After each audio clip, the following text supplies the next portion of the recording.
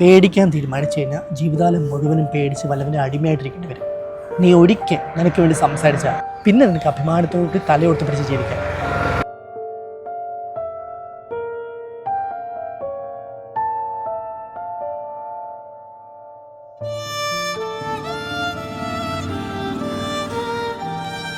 എന്താടാ ഡാന്നോ കഴിഞ്ഞോ നിന്റെ അഴിഞ്ഞാട്ടം?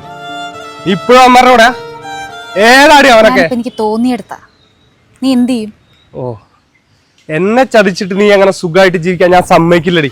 അതിന് നിന്റെ സമ്മതം ആരാടാ ചോദിച്ചേ? നീ സ്കൂളിൽ പഠിക്കുമ്പോ എന്റെ പിറകെ നടന്ന് ശല്യം ചെയ്തില്ലേ? അതിനെ സ്റ്റോക്കിംഗ് എന്ന് പറയും. ഇഷ്ടമുണ്ടെങ്കിൽ ഉമ്മ ഇറന്ന് പറഞ്ഞ് ബലം പിടിച്ച് കിസ് ചെയ്തില്ലേ? അതിനെ മൊലസ്റ്റേഷൻ എന്ന് പറയും.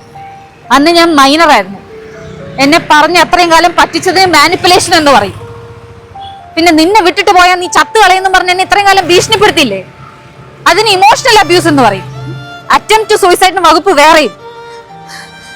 ഞാൻ ഇത്രയും കാലം അനുഭവിച്ച ട്രോമയിൽ നിന്ന് എനിക്കിനി ഒരു തിരിച്ചുപോക്കില്ല.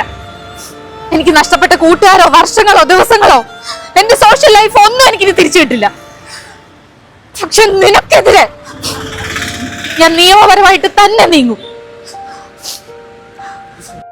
വേണ്ട പൊന്നൂസേ, വേണ്ട.